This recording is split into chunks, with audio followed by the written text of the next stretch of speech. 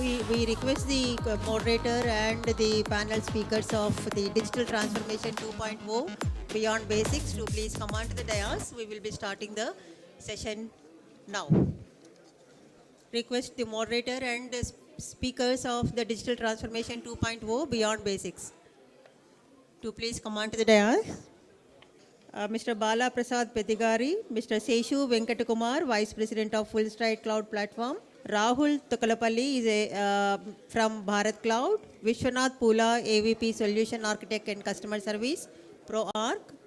Saransh Agarwal, Chief of Staff at ONDC. Request you all please to come on to the dais to start the panel discussion.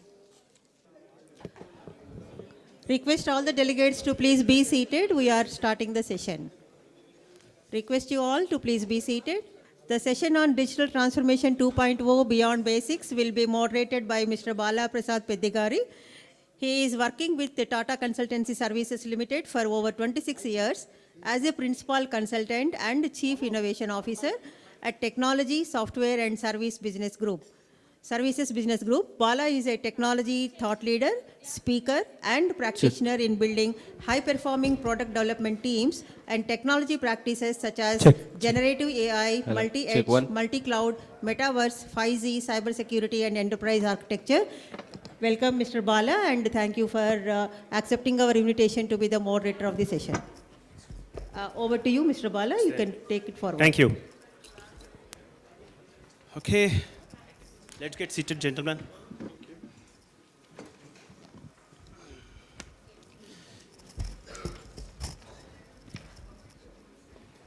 So, good afternoon, everyone. Welcome to the From Local Roots to Global Heights MSME Spark 2.0 event. Okay, I think there is some kind of a I request plans to be given our out. Chair of the Banking Committee, Mr. Prem Kankaria Garu, and also V.S. Raju Garu, our past president, to please come on to the dais and welcome the speakers of the second session, sir, by presenting the plans.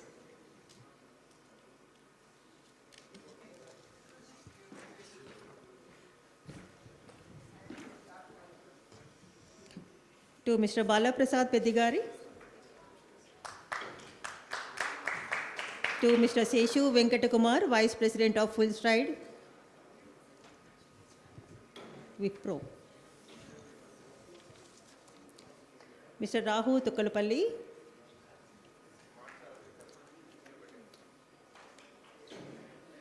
Mr. Vishwanath Pula.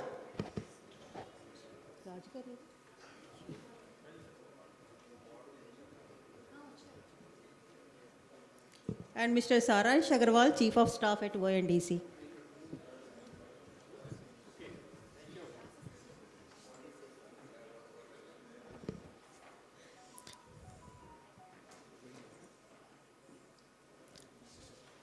Thank you. Thank you, Mr. Bala.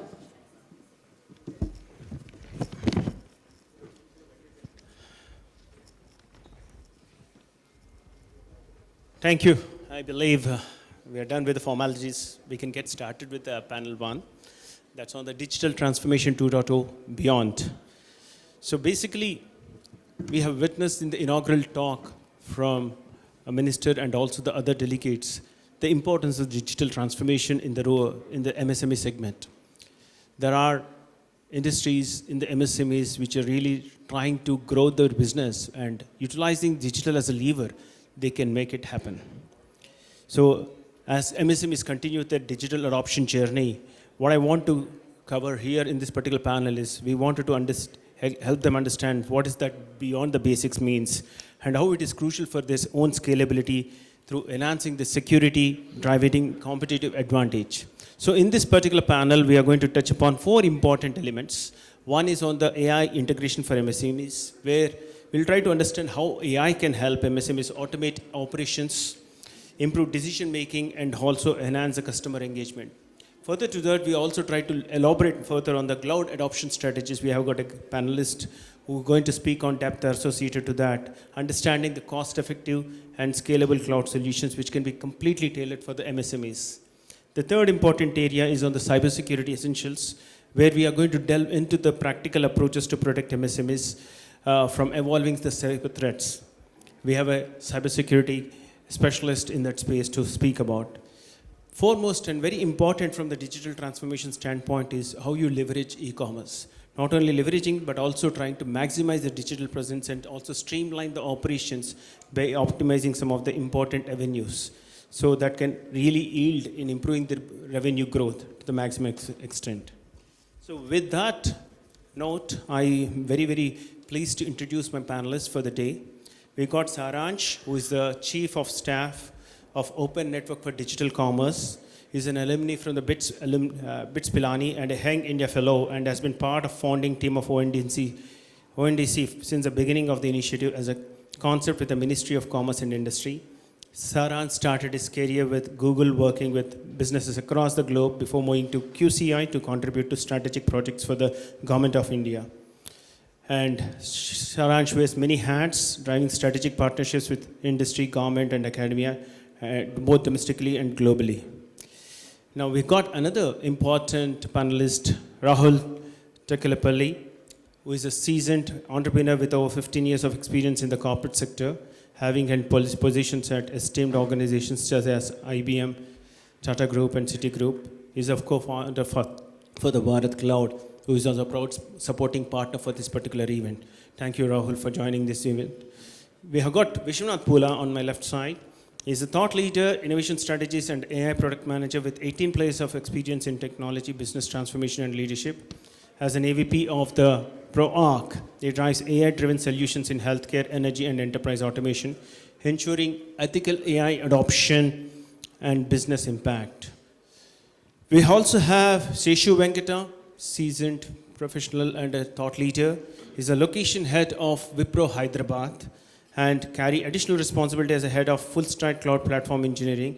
Seshu is responsible for strategy, design, and development of Wipro's Cloud Studio platform.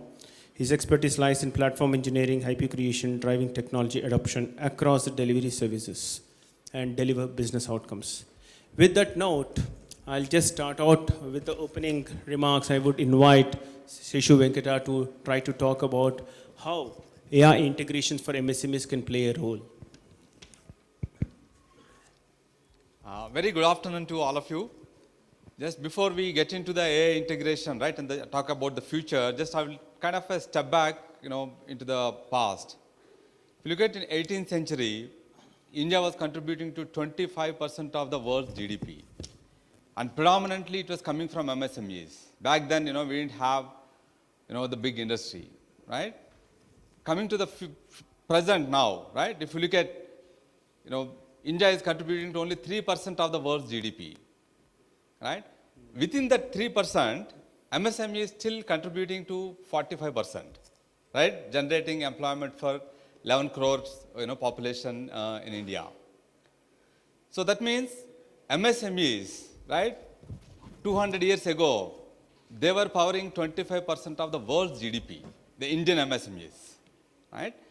And today, also still, they have the power and capability to generate same amount of world's GDP. Because we have finest of the finest products, whether it is cloths or craftsmanship, right? The manufacturing capabilities, right? They still have the capability. What is lacking here is giving visibility to these products, identifying markets for these products, helping them to create the right supply chains for these products, helping them to infuse with the right amount of working capital for these products, right, is what is missing. That is where I think, while the governments are trying to do their best, but I think, technology here can play a significant role in taking back our Indian MSMEs, whether it is jewelry or clothing industry, right, or manufacturing, anything actually, we can take back to the old glory or past glory. Just we need to use the power of technology. I mean, infusing the technology was a very expensive affair, like, even until two decades ago, 3 decades ago. But now I think with the advances, it is really becoming affordable. All we need to use, do is just start using the technology. I think we'll talk about that more in the coming, minutes. Definitely. I believe what you mentioned about 45% of the GDP contribution is coming from MSMEs. Definitely lots and lots from the entire group. And we need to continue to see the MSME growth, which can really drive the change. And I strongly feel that if AI, artificial intelligence, can give them the real insights to drive their growth, it can make a major growth patterns across the globe as well. Before I move on to Rahul, I just wanted to ask one question to all the participants here. What is the product or solution or service which comes to your mind, which has got local present but reached global heights from Telangana? Do you recall anything of Telangana product? Please, ma'am.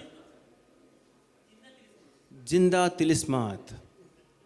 Any other things? Very nice. All modular reactors. Renewal. But it's got any brand? Any brand? No brand. But we are making products of that nature, but has got a global reach, but brand is missing. So what I want to convey here is brand is very, very critical when you are trying to talk about your products. And if we can enrich in that direction, probably our brands will be at a global level.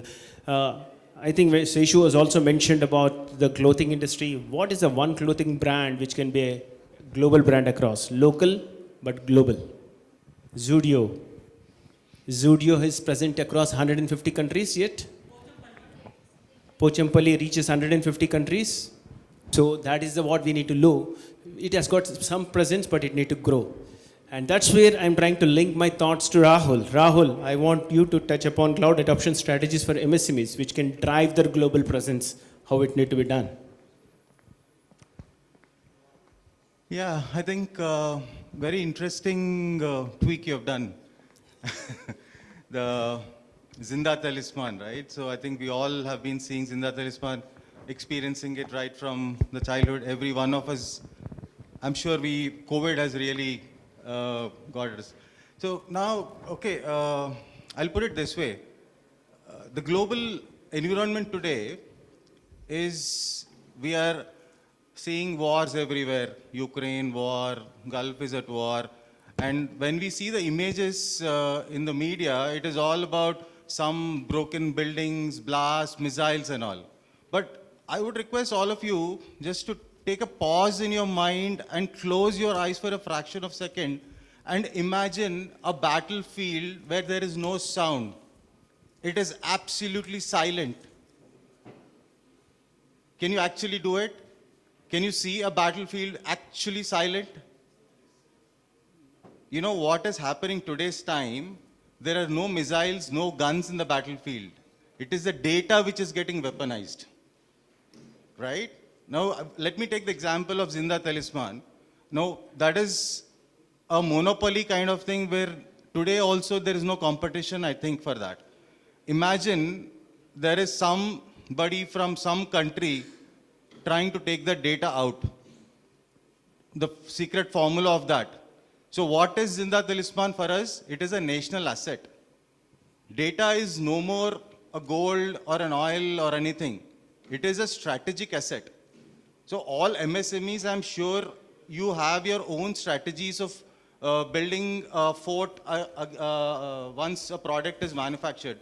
But are you doing enough for a strategic asset which cannot be replaced? Have you, see everybody today, I think we were fortunate to hear some amazing content from Rajesh Garu, and even the minister himself has put across so many, Mr. Malsoor has said, so many policies are being coming out. But why should a MSME or a micro organization be forced by the government to do something? The purpose is higher, you know, the national interest is higher. Whatever we are producing has to be protected. The strategic asset, whatever we are having, is data today. And I don't want to touch upon the cyber security aspect because in today's time, because of the AI, everything is possible. Somebody like your boss will call and say, transfer the money, and all these things are happening. So it's all the more important for us to safeguard ourselves in the times of war. I would say it was economic resiliency or data resiliency or whatever you call it. But it is very, very important for us all to believe that we are at war. So these are my opening remarks. Thank you, Rahul.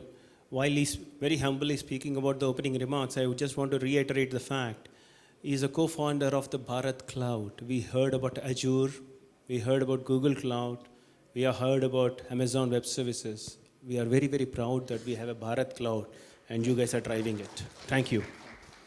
And with that note, now you know that digital technologies will really drive the change, and cloud adoption can help you to scale the services across the globe.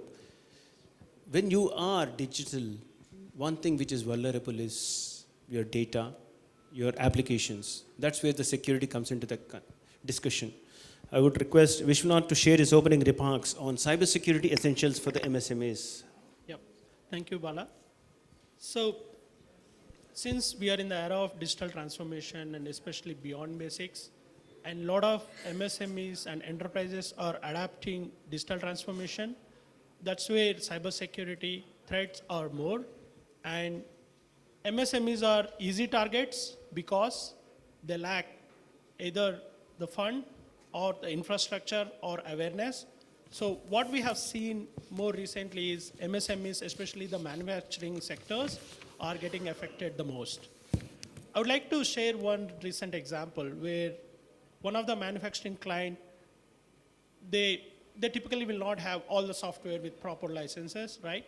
So they had a free PDF editor through which a malware was installed because of one of the employee was using it. So we being in cybersecurity, we have SOC teams, security operations centers, 24/7, monitoring everything. We were able to identify that and isolate that particular machine so that we could able to stop spreading for rest of the systems. And also that particular customer had data backup and everything, so we didn't face any issues, any business impact on that. So MSMEs are easy targets. So there are a lot of ways where MSMEs can start as small as 175 rupees per month per user, kind of some security. And I think all cloud providers are providing a lot of security anti-softwares. We'll be covering more on that. That's about cybersecurity essentials. Fantastic. I believe. How many MSMEs are part of this particular attendance? How many of you are from MSME background? You want to be part of that kind of a community where you get threatened by the cybersecurity hackers? Really, I don't want you to be. So it's important that you adopt some of these practices, ensure that your entire footprint is secured end to end, and zero trust frameworks, extended detection and response methods will really play a role. And thank you, Vishwanath, for highlighting some of the important concepts which is really essential for MSMEs to survive. Having said that, I mentioned about the local products getting the global scale. Even when you want to really do that, you need to really leverage e-commerce. It's very important that today e-commerce, digital marketing playing a very integral part of every MSME story because they wanted to expand their footprint. We got Saransh to speak and provide his opening remarks. How much relevance of e-commerce optimization would be there for the MSMEs? Thanks, Bala. Good morning, everyone. One of the most interesting things, as I sit here, look at the audience, also the agenda for the entire day. I am perhaps the youngest to be at the stage the entire day, correct? I want all of you to see me. Now, the interesting thing is, ladies and gentlemen, your customer mostly looks like me and not the people sitting beside you, right? So, first fact is, for the next 10 years, 20 years, your customers will be like me, all digital, and unfortunately, even when I trust me when I say I start feeling old. If you look at, let's say, that table there, right? The only young crowd there, which is part one. So why do you need digital? Very simple. Customers look like me. The entire world is moving digital. How I think of it this way: 30, 40 years back, production, manufacturing I studied mechanical engineering. I was taught how to use steam engines. Now everything happens on motors. If you're still using steam, you'll be like water. We are already at that point. If you're not using digital in your end-to-end, including e-commerce, you're irrelevant. The second part, especially why I love Hyderabad, I started my career journey here. I was in Kondapur working in tech.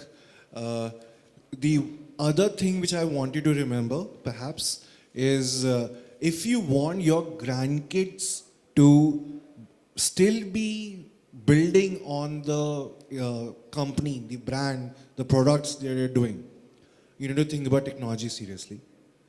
You need to adopt it now, because 5 years from now, 15 years from now, whether you are looking for credit, whether you're trying to buy products for manufacturing, selling it, you're looking for labor skills to do anything, whether you're looking for logistics, it all comes to digital commerce, and we'll talk about it today. Thank you. Digital commerce is very much important. Supply chain and logistics will play a very, very critical role for expanding your footprint across the globe. Having said that, I would really thank Industrial Development Company and Banking, Finance and Capital Markets Committee for bringing down this fantastic event on from local roots to global heights under the theme MSME Spark 2.0. So it is essential for growth and resilience.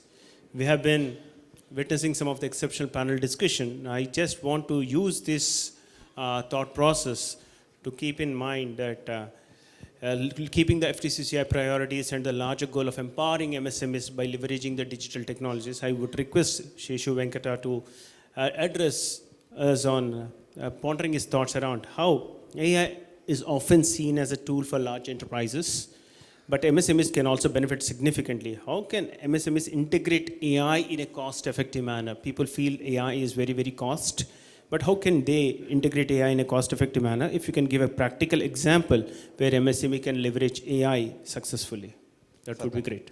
Maybe let me start with an example here, right? So recently I was going to Kolkata for a customer meeting. Then, just while I was on my way to airport, my wife called me. Said, I sent a WhatsApp to you, there is a clothes store in Kolkata. Can you get sarees from there? I said, fine, why not, right? So then I finished my meeting on Friday, and then because I had to go for a customer dinner, so I was returning back on Saturday. So Saturday morning, I went to that shop. So she sent me the Google link, driven all the way, it's about some 20-25 kilometers from Kolkata. Just it took me to the the violence and gullies, and I landed up in a small house near the banks of Ganges. So it's a family-run business. So there is a nice lady sitting there it's kind of a small house. She's sitting there, and then just I was talking to her. Said like it's her family business, and her parents were running the business. They were coming from a small town close to about some 60 miles off Kolkata. For generations, there are 50 families in that village, and then, they produce the silk and, cotton sarees by those artisans, and then they bring it to Calcutta, then they keep selling it. So essentially, she was very proud to say that, there are 50 families, my parents and, grandparents have been, taking care of it by doing this business. So, and during the COVID, her father passed away, and then, she has taken over that business. So in the last 5 years, she is able to increase the number of families that she is supporting from 50 to 300 families. Not only from her village, but another 2 villages nearby. And the tool that she has used is the online and AI. So now she kind of, she is using, Google ads, just she kind of, she's paying Google and trying to do targeted ads, because my wife, right, she keeps looking for sarees on the online. So now somehow she got the ads from this shop. It's kind of a Krishna Creations, the name of the business. So she's using AI to target the customers so that they can actually send the targeted ads, number one. Number two, she's also using AI to create new designs. So that's how she's able to get good ratings, and she's able to attract the customers. Now she's saying 80% of her business actually comes from Hyderabad. So look at, right, a lady, right, sitting in somewhere in Calcutta. Now she is able to sell all over the world, because now people are coming from Hyderabad. They like the designs. They are referring to their families. Now a lot of people from Hyderabad, they go abroad. Now she started getting orders from abroad also. But the simple thing that she uses is like, how she can use a targeted advertisements based on AI, technology from Google, to how she can use AI to do creative designs and then just give the designs back to the artisans so that actually they can produce the sarees, right? So coming back to the, these simple techniques, right? If you look at the MSMEs, typically they start the business by getting a small order from one of the friends or one of the communities that they know. They start. Then the challenge is continuity of the business and seasonality of the business. So now they should identify who are the other similar customers who are there elsewhere in the country, elsewhere in the world. Now they can use AI to find out those kind of customers who might need similar products, right? Second thing, what are the adjacent products that they can develop so that they can get out of the seasonality, right? So that they can continue to develop the products that have relevance in multiple or different seasons, right? So this is where a technology can play a role for them, essentially AI, right? Identifying, there are companies like Google, Microsoft, Bing, right? You can use those technologies for targeted advertisements based on AI technology. Second thing, they can use the same AI technology. Earlier, right, you have to buy different softwares. Now they don't have to buy different software. Just they can pick up a tool like a ChatGPT or a Perplexity, ask them the questions. It will do the entire research on behalf of them and then give them, very relevant answers. Of course, they have to apply their ingenuity on it, but at least 80% of the job can be done, right? The amount of energy and time that they were spent in doing a market research, right? Probably 1 year, 2 years now, they can get it in few seconds. Okay. So it's like actually creating a level field, for a larger companies versus smaller companies, this technology. Now, I think there is no other good time than today for the MSMEs to bridge that gap. They can also identify what are the challenges that they have with their products, right? They can actually get the feedback from the, from their customers, right? In a very simple, easy means, like they can use again, chatbots to, get the feedback from their customers, roll out the surveys based on SMS or email, use AI to analyze the surveys, get the feedback. Now there are good enough and more tools available. 1 for marketing, 2 collecting the customer feedback, 3 to identify the new markets, 4, right, to identify the talent that can actually help them to scale out their business. I think these are the simple, cost-effective ways or opportunities where they can leverage the technology, 1, to sustain their business, 2, to grow their business, 3, to improve the profitability of the business. Sustained growth and profitability. Wonderfully articulated, Seshu. I believe that is the real essence for all of us to believe that when we think about AI, it's not about the cost. It's about a lot of tools which we can leverage, which is much more cost effective, which in turn really helps us. Someone has already built that models for us. You should just tap into that intelligence. Having said that, I would request Rahul, building on the Seshu's point, AI and data-driven decision making require a scalable infrastructure. What are the best cloud adoption strategies for MSMEs, which can balance the cost and scalability? And if you can cite some industry collaborations which is needed with any government incentives for MSMEs so that they can explore to ease the cloud adoption. Your thoughts on that? Okay, I think the second part, whatever you asked, that government support and initiatives, from morning, all of us have heard enough what all can be done and how the associations are helping the MSMEs adopt cloud. That is, I think we are pretty much there.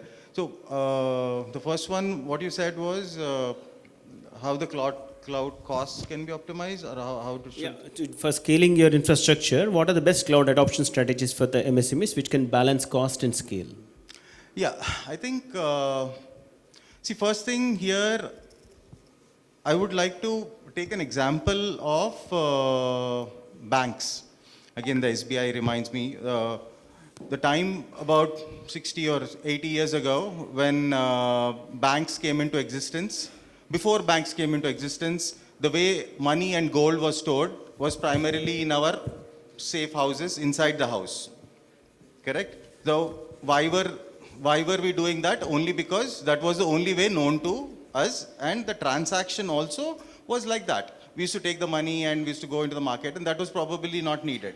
But once the banks came into existence, banks said you can store your money, you can store your gold in our lockers and all. I don't think the adoption was so easy in those days, or the acceptance was not there. But today, do we actually keep loads of cash or loads of gold in our house? I don't think so. I don't think so. If there is a function, the first thing, once the function is over, the gold has to go back to the bank. Nobody keeps gold in the house. Nobody keeps cash in the house. Because it's in the UPI days and all, we hardly carry cash. I don't think anybody carries cash. So that is how the world is evolved. So when you really look at, why do you think we don't keep cash and gold in the house? Do you think the banks are more safer? Is their infrastructure so safe? What is the guarantee that you will not lose it?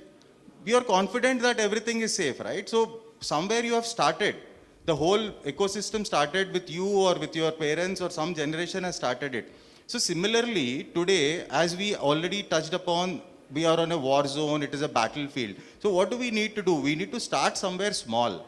What is the most critical thing in your overall day-to-day thing? Probably would be your finance.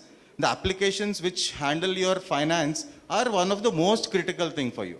So first thing you have to ensure that moves on to a place which is like, can be accessed from anywhere, and your bindas, it is always secured. So that way, it's like overnight if you think of, okay, overburden, AI is come, cloud has come, so much is happening and I have to start. MSMEs will never be able to start. You will be under that pressure only ki, that is not my game. But as the theme here says, if you want to go global, you can't go global.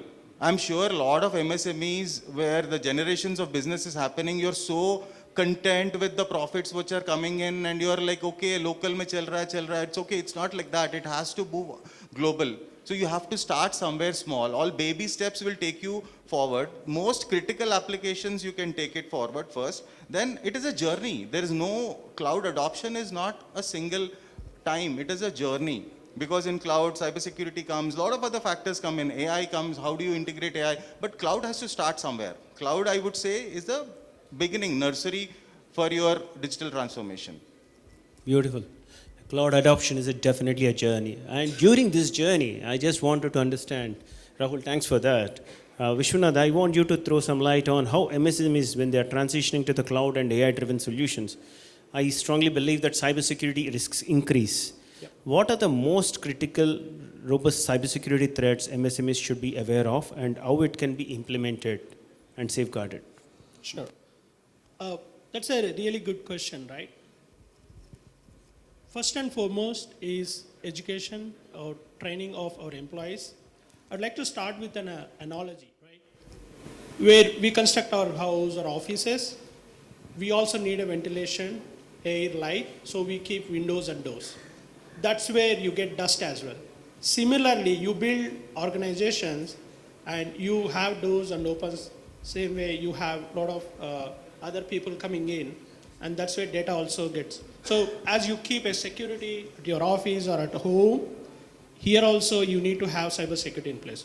So if I have to just list down what are the most critical cybersecurity threats for MSMEs, phishing attacks, right? We all might receive an SMS or an email, because all our businesses are typically run on our mobile, so it's a very easy target. Ransomware, right? As I said in the other example, you install some software because you don't have the licensed version, and that's where you get malicious software onto your devices and gets into all your systems. Cloud security vulnerables, if you want to go from local to global, cloud is a way, and as you get into cloud, your systems are accessible. That's where cloud vulnerables. AI-powered attacks, as AI is growing, even cybersecurity or cyber criminals are using AI more than the actual development for these attacks. And finally, the weak passwords and credential theft is another big thing, because we all deal with people, we all trust, we all work with individuals, and that's a very easy target. The second point I would like to cover on the cost and the measurements that we can take is very simple. We don't have to spend a lot of money or effort on that. Use strong authentication mechanisms, right? like make sure everything is MFA, multi-factor authentication. That's a one single thing. More than 50% of your cyber security attacks can be reduced. Second, regular software updates. Typically, people believe that if something is not broken, don't fix it. But in case of cybersecurity, that approach is not going to work. Even if nothing is broken, please update your softwares, don't ignore. The third is best practices, right? Having a proper storage and encryption and access control. When I say access control, give your team and people enough information or enough access to do their job. Don't give beyond that. An example to that is if you have an employee who is supposed to enter in your office and to that area of working, please give that. Don't give them access to server room, right? Which we typically don't do. Same way, all your applications, give them enough access control, define the roles, give enough permissions. If required, let them request and do it. So that's another thing. Backup, do a regular backup so that even in worst case, as a data disaster recovery point of view or ransomware, you don't have to pay anyone because you have the more latest data. You can run your business, you can find the root cause of why it happened, and you can continue your business. And the last and most important thing is use free and low security tools than having nothing. End-to-end security is one of the critical elements. I believe that will really plays a very important role for every MSME. And you building that awareness plays a critical part of the digital journey adoption. While that is happening, the digital transformation, I believe strongly, Saransh, is incomplete without a strong e-commerce and digital payment strategy. Want you to address what challenges do MSMEs face in adopting and scaling e-commerce platforms? And my important part of the question is, how do you optimize their e-commerce presence to align with capital growth and industrial priorities? Sure.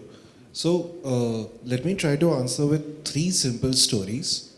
And at the end of those 3 will be very different, but at the end of it, it will make sense to all of you. Story number 1. How many of you have a credit card? Visa, MasterCard? Okay. How many have UPI? Okay. How long do you think you will have to walk to find a shop which does not accept UPI from this place? Quite a lot. Almost everyone accepts UPI, correct? You're all businessmen. How much does Visa or MasterCard charge you if someone pays you by a Visa or MasterCard? Sorry? Correct. UPI? What? Now, if you sell something online on Amazon, how much does Amazon charge you? 30 to 40%. Myntra? Same. When you book a cab, Uber, how much does Uber charge your driver? 30 to 40%. When you order food online, how much does the e-commerce app charge the restaurant? 30 to 40%. Even the DG Industries spoke about it earlier. The way Government of India started UPI, and before UPI, credit card was there, correct? But if I told you in 2040, listen, every person in India will use digital payments. Even our shop, a small pan wala, the coffee shop will also have digital payment. You would have laughed at me. Today it is true, correct? Now we are working on something. Indian government is working on something called ONDC. I'm telling you, sitting here today, every business in India will be selling and buying any product or service you can think of online, digitally, in 10 years, the way UPI did. And not at 40% commission, 2, 3, 4% commission. If you don't want to miss it, join ONDC. Number 1. Number 2, story. Actually, we are in Hyderabad. I would eagerly urge you to follow the news tomorrow from your neighbor state, Andhra Pradesh. Tomorrow they are trying to set a world record for, and let's see if we succeed with this. They said we are talking about MSMEs. they picked up nano entrepreneurs, the smallest manufacturers in villages, correct? And the government said, listen, can they use ONDC to generate 5 lakh, 10 lakh orders in a single day? Right? These people are not high tech. They are far less than any of the maturity here. You will see that news hopefully tomorrow. Story number 2. Story number 3. This is perhaps why this is important for you to think about now. You are MSMEs, you represent MSMEs, you think about MSMEs. Let me give you stories about farmers, okay? Farmers are far less digitally mature, etc. I'll give you a story about FPO, Farmer Producer Organization, FPO from West Bengal.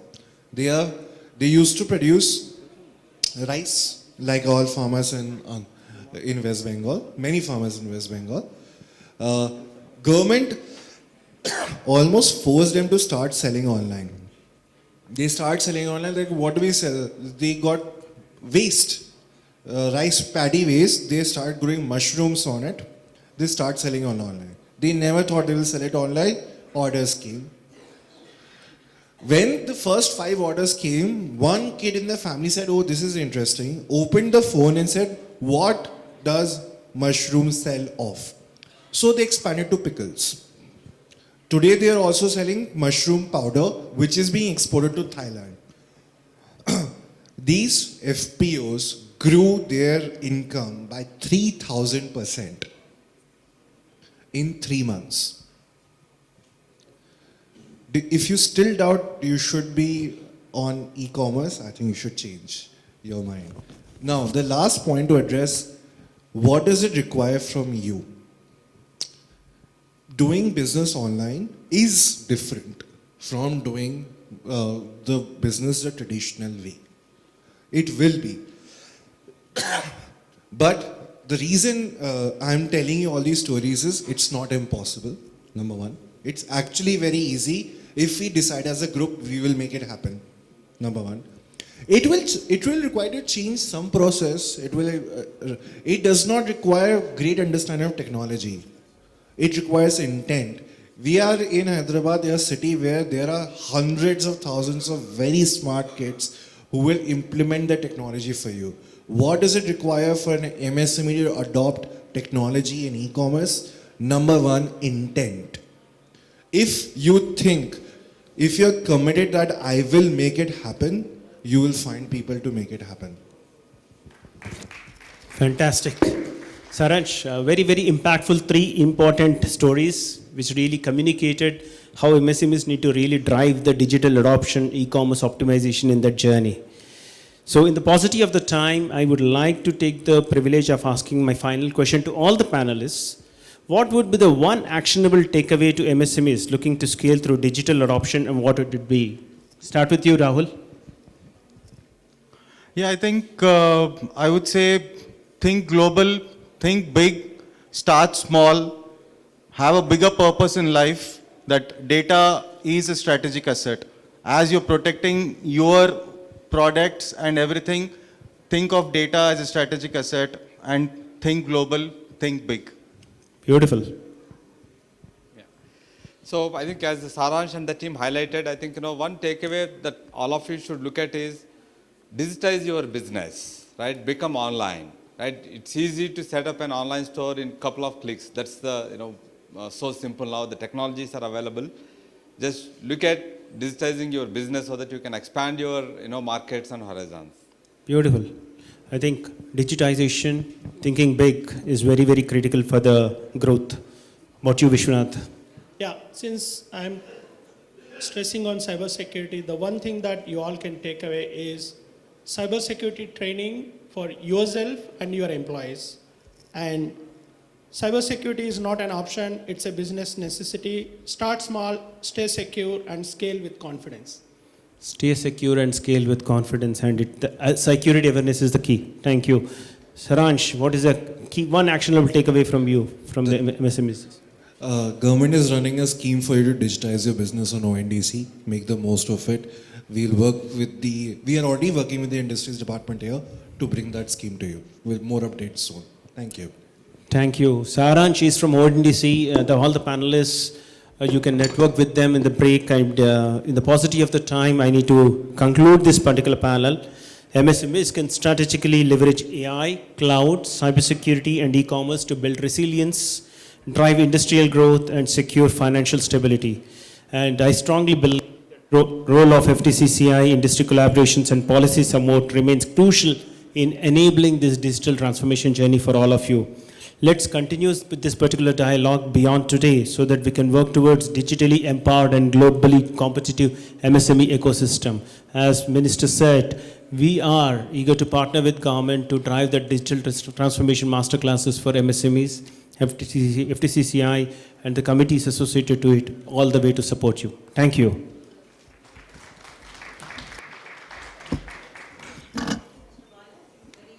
Right, and actually, because of the paucity of time, we are cutting it short, though it is very, very interesting for everyone, and we are sorry for that. But I request our managing committee members, Mr. Mohan Raidu Garu and also Mr. Naresh Galli Garu, to please come on to the dais and present the mementos to our panel speakers. Sir, we will take the questions at the end because there is no time now.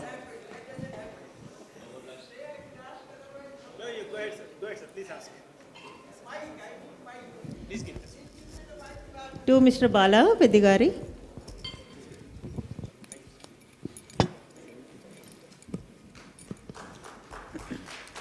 First of all, I compliment you. You permitted for the question while Madam said no.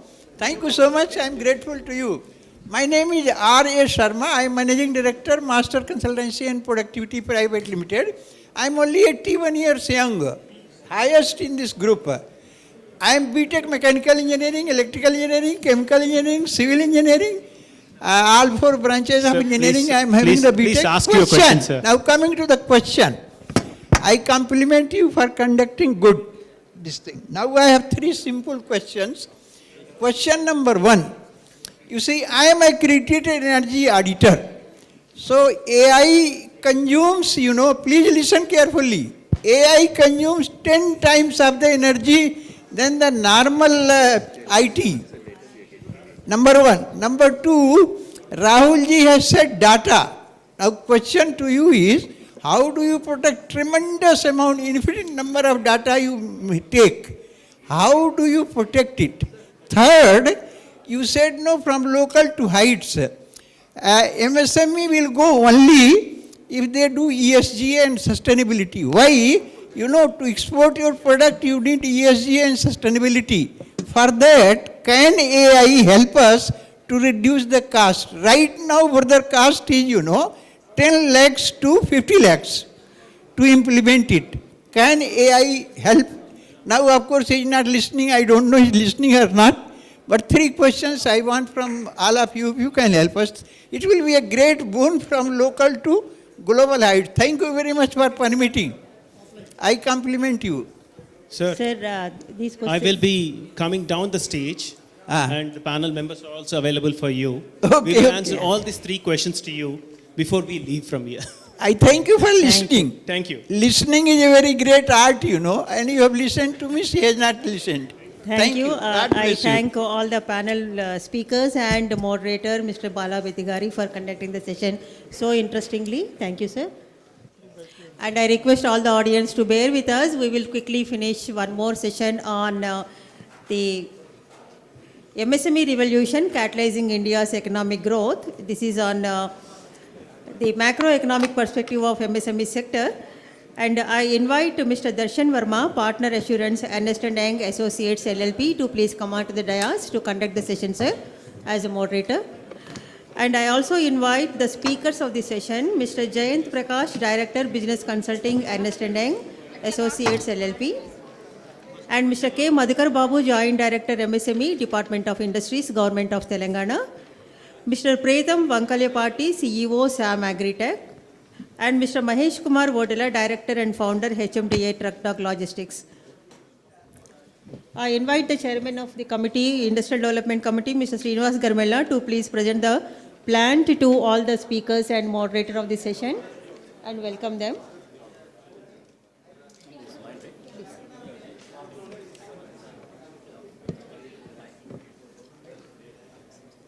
Give. To Mr. Jayant Prakash. No, Darshan Verma.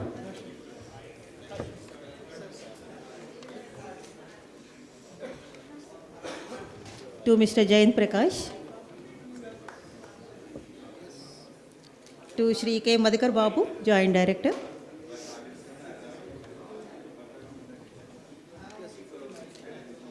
Mr. Priyatham V, CEO of SAM Agritech.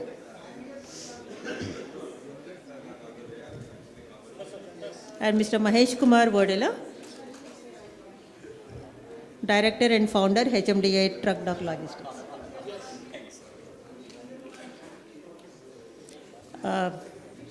Over to you, Mr. Darshan Verma. I am skipping the introduction, sorry.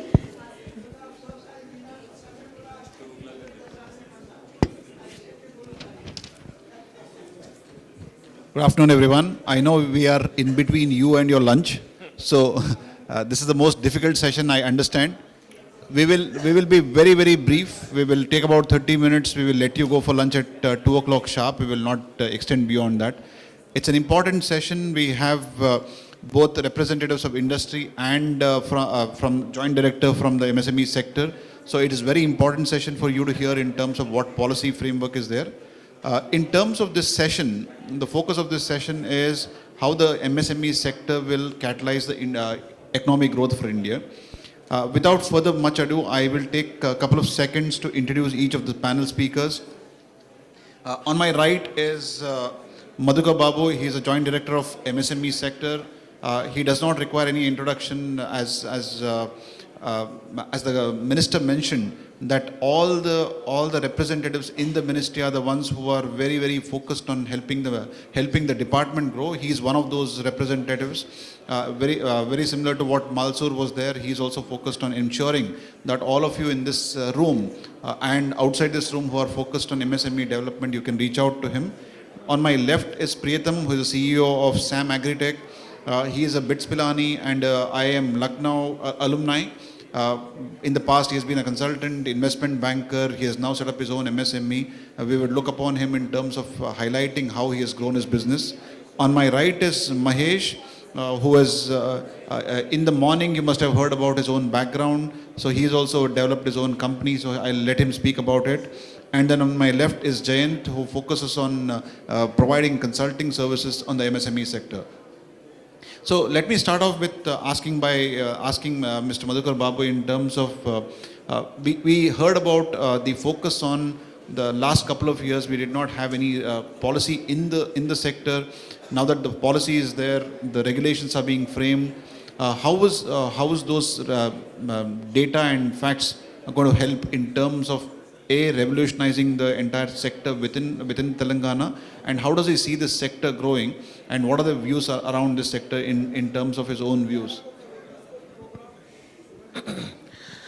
Thank you, Darshan. I'll just take 1 minute to just recap Telangana MSME policy. It was launched in September 2024.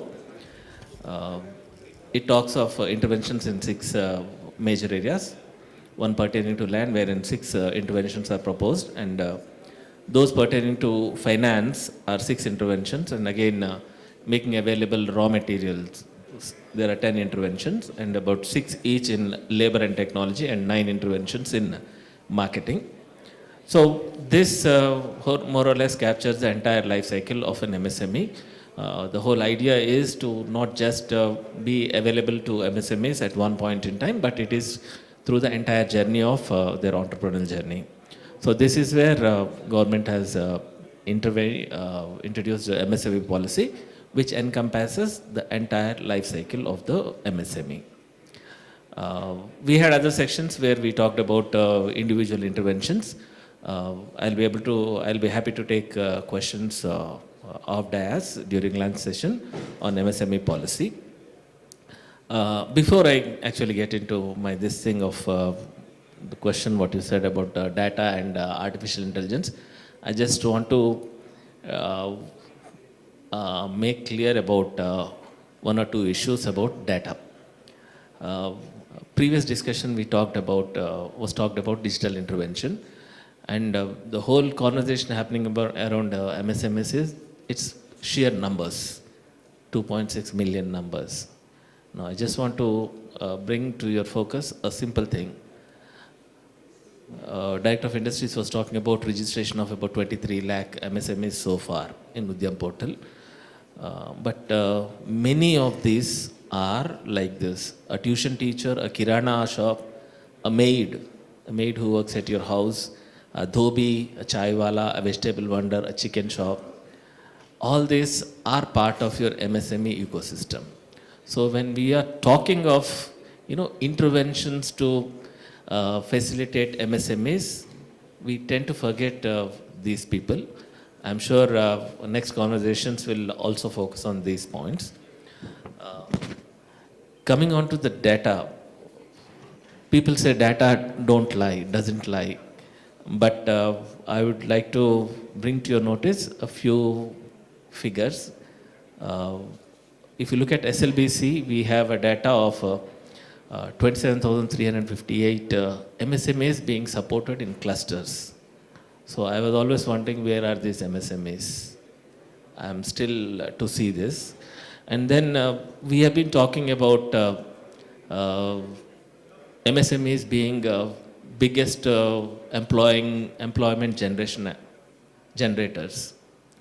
But if you look at one of the websites of the government, it talks of otherwise. 73.1% of the employment is created by 1.5% of the mega industries that are established in Telangana. Again, this seems to be a little off target from what we have been talking about. And also, I would like to give an example of Paytm. I was given to understand that Paytm makes its money not from the digital transaction, but from lending the money to these MSMEs. So this is the point which I want to put in focus as far as data is concerned. Thank you, Darshan. Thank you, Mr. Madhukar. So if I go on and to take a cue from all the data and facts which you highlighted, now if I take a real life experience, and I will ask Priyathan to talk about it, how he himself moved out of consulting background, investment banking background, set up an MSME, and apart from the data which Madhukar spoke about, how has he leveraged all the policy framework within the government? How has he come up, and in this context, because we heard in the morning that we want to be really globally in scale, starting from micro to small to medium to eventually to become bigger, and that's the leap which everybody is talking about right from the morning. How has he taken the leap, and how has his company grown? If he can share some practical experience. More importantly, in that practical experience, can he highlight how people in this room can leverage all those what he has leveraged, going from local to global? How has he done that? So if you can share some experience, that would be helpful. Thank you, Mr. Darshan. I think Madhukar sir has raised some valid points. While the numbers that are registered in Udyam portal or MSME show very high numbers, where is it translating into GSDP? I mean, if I extrapolate 2.6 lakhs or 26 lakh people, and if MSME, even if you take 1 crore, this GSDP is not getting translated. I think the way how we have succeeded, or for that matter, any MSME, when they look at starting a business, or an entrepreneur looking at business and wanting to grow business, I think the critical point where they have to start is from the market or from the customer. Most of the times we start from the product. You have a product or a solution, but maybe it's not what the customer wants. It might be a great product, but if the customer, or if there is no market need for it, or if the potential for the market is only small, so the potential to scale also gets limited. So the way how Samagri has been able to grow from a small enterprise to medium enterprise, and we target ourselves to be a large enterprise, is we have always started from the customer and the marketing. We looked at is the customer looking for a product? So for example, our product is ready to eat pomegranate arils. So pomegranate is a very tricky product to consume, so to cut open and eat. Unlike a banana, So we felt, fast developed markets, whether it's in Europe, US, where customers have positive for time, however, can the consumption of this product be increased if we give them a ready-to-eat product? And that's how we looked at it, and we started from it.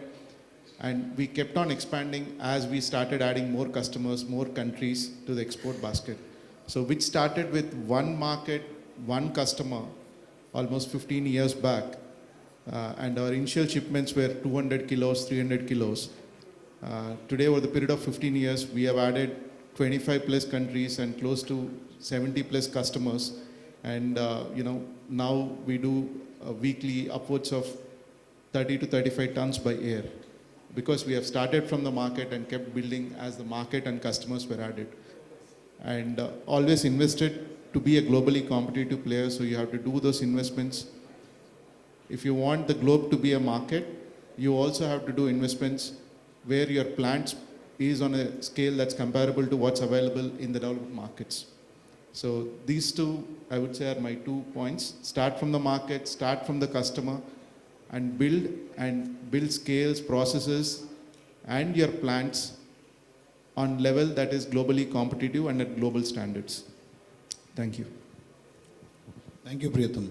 If I just take a cue from what Priyatham highlighted, he said start locally, build scale, invest. And if I go back to Madhukar in terms of, he highlighted in his policy section various towers, each of them having at least 6 or more. Are there any enablers within those policies for companies like SAM Agritech or even for HMDA Truck? How does those enablement happen through those policies? Yeah, absolutely. One of the important parameters for any global product is the quality. The kind of emphasis that has been given in the policy to promote quality and testing is an enabler. Like we are coming up with 10 testing facilities with common facility centers across 10 states. And we are also investing hugely into quality, like reimbursement of up to 3 lakh rupees for any kind of quality certification, which enables people to, MSMEs to get the quality certification acquired. And then the third one is in terms of, when you talk of in terms of exports, it's about duty drawback, and then there's a component of prototype, the import material that is done for taken for prototyping is also reimbursed. So this way, imports or exports and quality are 2 major interventions in this policy, which will enable people to grow globally. Super. Thank you very much. Thank you very much, Madhukar. If I take a cue from this and I now go to Mahesh. Mahesh did his introduction in the morning in terms of HMDA Truck. So we all heard about how HMDA Truck has grown. So how have you leveraged these policies? How is this the entire logistics business changing? And is it easy for a MSME sector to be in the logistics business? We keep hearing about all the unorganized business, but now the larger companies are entering this business. Now everybody is talking about a B2P kind of thing. The bigger companies entering this business. How is MSME, and especially in your company, how are you managing this, and what is your guidance to people who would want to venture into this logistics business? Hi, good afternoon, audience. To start with, I think we started off in 2011, and I'm honored to have BP Acharya sir here, who was who coined the project in 2011 under ILFS. So we did not unfortunately claim any benefits, but yeah, the project opened again after the formation of Telangana, and about 3-4 years, I think we finished the project. We have not reaped any benefits from MSME, but now in the way to come, Government of Telangana has also announced logistics policy. So I hope all the entrepreneurs will now take the benefit of the policy. And one thing which really stuck to me is the efforts of central government and state government. Even I think 2 days ago, the MSME definition was redefined, and the net of funds which is available to a founder has a lot of problems these days. So government is actually comforting founder in many ways now, like what Malsoor sir was saying and Madhukar sir was saying. I think we need to disseminate the information very well towards the entire MSME fraternity. Not many of us actually know and claim subsidies or hand-holding. I think there's a definite need for us to actually make them understand. And founder problems, we are very strange. One person works and it's a family of 10 people. I think we should all start working. And like sir was talking about the marginalized population, we have some 50-60% of population which is actually not working. So when my logistic park started operations in 2021, which was just after the COVID, I think all the areas around where ladies were working as house helps actually got into the park and they got dignity and they have a crush for the kids. So it really transformed from being a house help to a grey collar or white collar, whatever you call is employee. I think that which ways it's a huge thing. So apart from sensitizing the subsidy aspect of it, I think what we should look at is the opportunity to actually empower marginalized sections. In fact, another day, just give me a minute. Another day I was speaking to a veteran from MSME industry. He was talking about the coastal areas of Andhra where they were trying to, the MSME department was trying to intervene and create extra income for the ladies. So what they did is they encouraged the cultivation of seaweed in the coastal areas where they just put a crop and in about 3-4 months they get a remuneration of 10,000 rupees. So such thing, I think it should be a very human thing like what sir has said. The impact which it has is multifold. So one thing is about interface of subsidies, hand-holding, and also empowering lives. Thank you, Mahesh. Just taking a cue, what Mahesh mentioned, he said there was a redefinition of the definition of MSME and the various policies. If I can ask Jayan to highlight what are these new definitions, what is the expanded definition, how each of the members in this forum and outside as well can take the benefit. Yeah, thank you.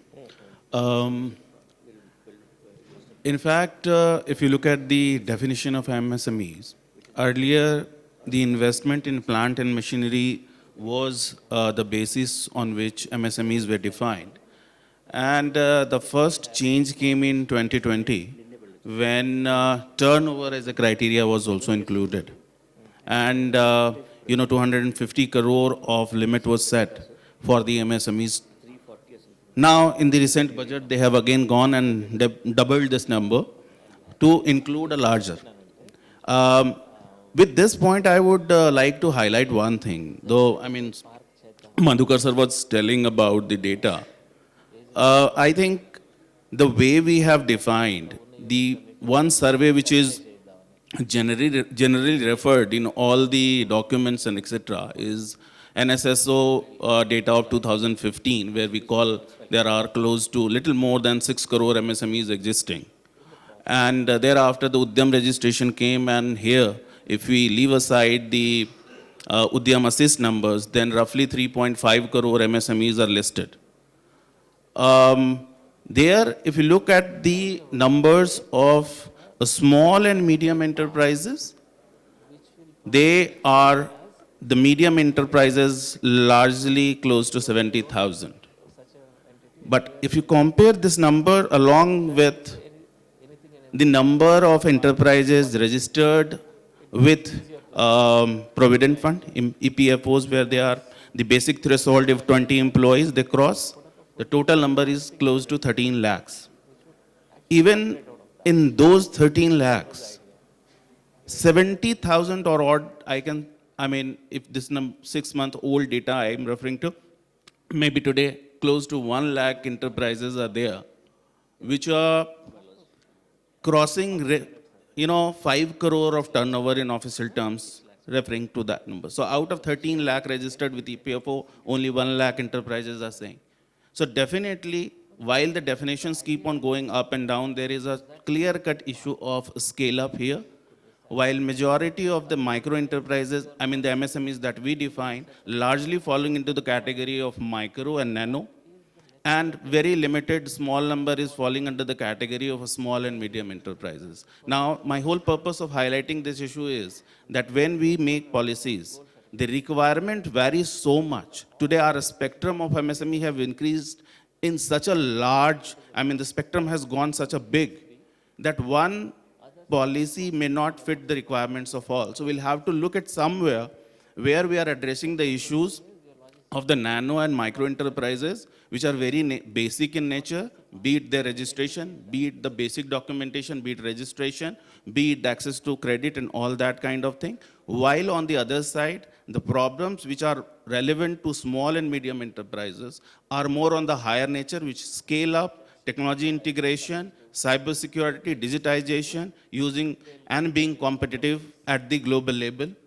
I just quote one example, and this highlights very well the situation of MSMEs. I was interacting in one cluster, and I met the largest textile producer in that cluster. He said, my capacity is 8 lakh meters here, and I'm the largest unit.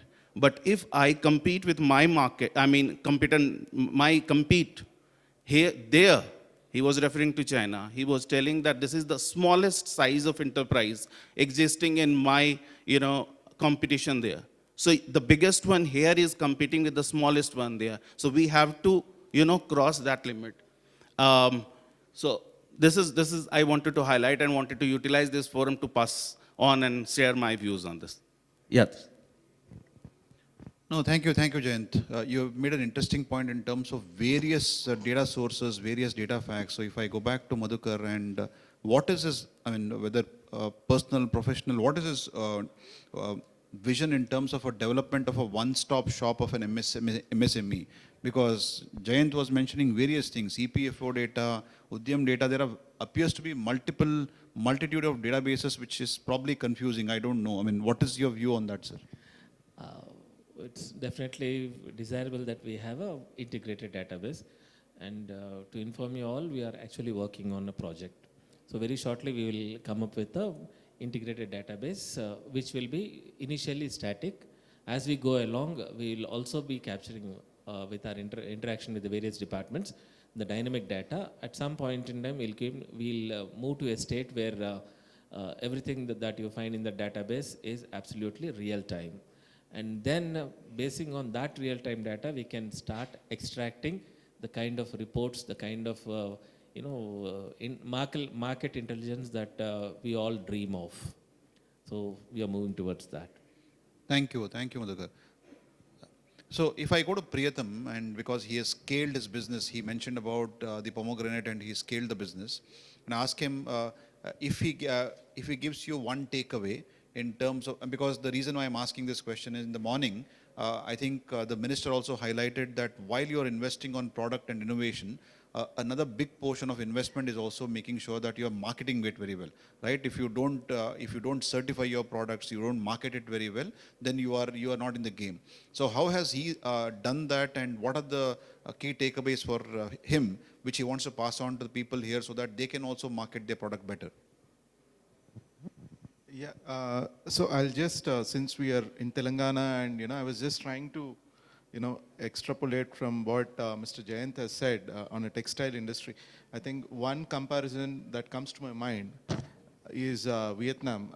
So if you look at Vietnam is probably the size of Telangana. The population is around 10 crore.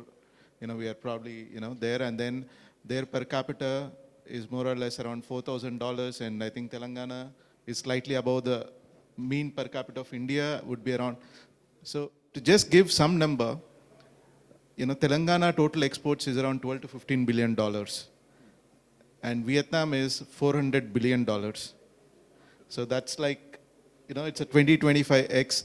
And if you look at the domestic market, it's around $130 billion, and even Telangana's GSDP, if you take, would be around 130. So we are almost in comparison, Telangana state, if you take, it's almost very, very similar parallels to Vietnam. And this 400 billion, they have grown in the last 10 years on a base of $50 billion. So that's like almost a 10x fold they have got in 10 years. And we are at $15 billion, and why can't this be $150 billion? So, and we will still be 1/3 of Vietnam's exports. So there's a huge potential, and particularly when the world is looking for, China plus one, I think, it's a great opportunity for, particularly at least on the manufacturing exports, to leverage this global phenomena that most of the developed countries or the potential export markets are looking at. And since you asked about marketing, we have to project build in India, made in Telangana. And this has to be a joint exercise where the government and and the private sector and the entrepreneurs come together and we start delivering products of that quality.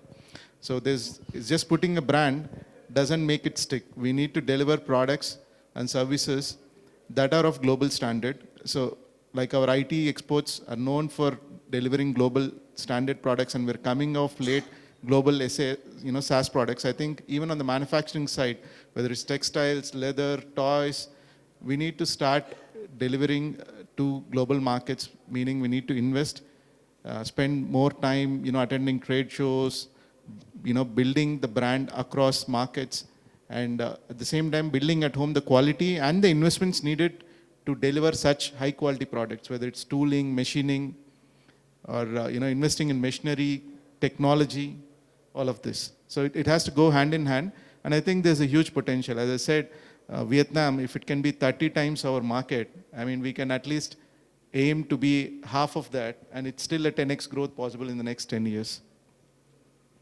No, really well said, Priyam. Thank you very much. I think we are on time. Before we end the session, I will request each of the panelists, starting with Madhukar, to give a word of advice of what the people say in this room, outside of this room, because the minister was very clear that we want to penetrate across all the other cities as well within the state. What is the piece of advice you want to give for MSME in terms of they contribute to the India growth story? Again, earlier it was said that knowledge is power. Now people are saying data is power. And going forward, data coupled with AI is power. We shall take care of all your requirements, end-to-end requirements, data plus AI ecosystem. So I'm looking forward to that. Thank you, Madhukar. Mahesh? I have one request from the industry colleagues, sir. Like we were talking about the pending incentives. If incentives are not to be given in cash, if they come in kind, I think we'll be happier, more than happier. So if somehow we should cross-subsidize. And we need lifeliners, sir, now. We need actually lifeliners. I think Understood. that's what is important. Maybe Ravi Kumar will pass on because he is very close to the minister. Pritham. So as I said, while incentive subsidies, to just catch on that point, I think if it can be, based on performance and based on actual, revenue or exports or whatever is the parameters, I think that will be, helpful of achieving both the government's target of increasing the GSTP per capita, while at the same time incentivizing performers rather than just installing capacities and, not able to, utilize them. So as I said, again, start from the market, let's start from the customer, let's understand our potential markets, where customers are there, what are their needs, what can we do and service them from India, whether it's a product or a service. Thank you. Before I hand over to Jayant, I will ask Jayant to actually give us if there are schemes to benefit what Pritham and Mahesh are asking. Yeah, I mean, there are ample number of schemes, be it, the few flagship schemes that Ministry of MSME is currently, we talked about the cluster development in the inaugural session. So they have a scheme for MSA CDP as a flagship scheme for cluster development. Then we have World Bank sponsored program, RAMP, Raising and Accelerating MSME Ecosystem, that basically performance, that basically talks about improving the overall MSME ecosystem in the state, that the state is doing. Then, addressing the needs of the artisans side. So they have PM Vishwakarma coming up. I would like to highlight one more scheme which is soon going to come, and that is, in fact, will address one major requirement of the MSME. It is on strengthening and bringing private sector for providing services to MSME and making it a formal setup. So something is being designed on that side, and soon it will be rolled out. That would be very interesting to see how it resolves the issue of providing one-stop solution for services to MSME. And the second thing I would like to see more now on the helping MSMEs to become digital ready in view of e-commerce platforms becoming very, very important for larger access to market. Thank you. Thank you, Jayant. Mahesh is wanting to go at one more. Go ahead. I have a quick point. I was stuck at a couple of points which even Priyatam sir was telling about the onus lies on the quality. I think onus lies on us because we are a part of energy company and we make charging equipment for electric vehicles. And yeah, we got some encouragement from Government of India. Under the startup quota, we were asked to quote certain percentage and we got certain this thing. But when you look at global, for example, UAE, GCC markets don't take products from India. And so we are kind of forced to take a royalty payment from a Oman company. And Europe, we took a royalty from a company called Wurth. So, I mean, I think some which where if we rise our quality, we should be, it's not, the onus doesn't lie only on the government. I think it lies only on the entrepreneurs also to actually rise up to the quality. That's a very well point said. So, and adding to that, sir, even now, the kind of regulations that are coming, like CBAM coming, which focuses a lot on sustainability and in carbon emission. Exactly. We need to set up a system where we need to measure the carbon emission from the whole of supply chain. So that is going to add to the, you know. So we can't pile on the government for everything, sir. Exactly. So we have to actually rise up to the occasion. That's a very valid way. So the key takeaway from all these conversations is, one is everybody spoke about harmonizing data, leveraging AI, but more importantly, can we all bring all this together? What you noticed in the conversation was there were multitude of schemes. Maybe some of you are aware of some schemes, some of you are not aware of many schemes. If all of this can be brought together with the focus on both the entrepreneurs and the government to make sure that we are able to produce best quality products, best quality services from this sector, and we are able to scale. More importantly, the entire focus is we want to become from local to global. If we are able to scale, we will be able to achieve what has been put out by the government. And that's what is the theme of this session. Thank you very much for a patient hearing. I know we went over a couple of minutes, but really appreciate all of you staying back. Thank you very much.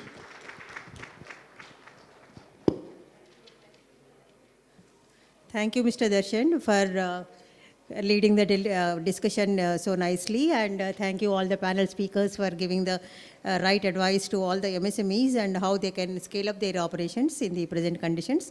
And now I request our past President Shri Anil Reddy Garu and also Mr. Ravi Kumar Garu, Senior Vice President, to please come on to the dais and present the mementos to our panel speakers.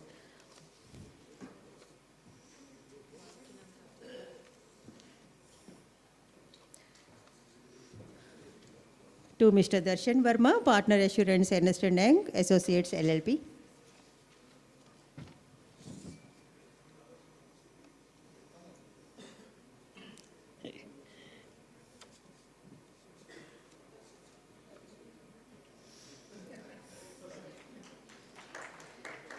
And to Mr. Jayant Prakash, Director Business Consulting Ernst & Young. Okay. Madhukar Babu Garu, Joint Director MSME, Department of Industries, Government of Telangana.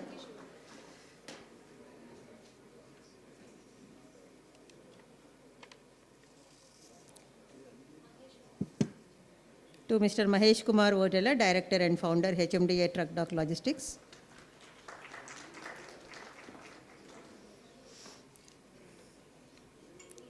And Mr. Jayant Prakash, Director Business Consulting. And to Mr. Priyatam V, CEO Sam Agritech.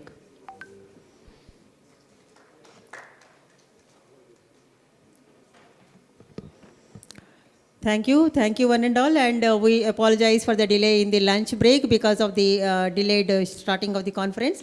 And I request all the delegates now to please join for lunch. It is on the left side. And I request our President also to please come out to the dais for the group photo with the panel speakers, sir. The Chair of the committee, Mr. Srinivas Garmela Garu and Prem Kankaria Garu.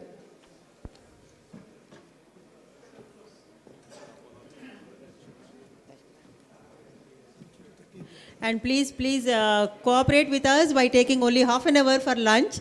And this break will be for only 30 minutes. And the session starts at 2:30 sharp, 2:35.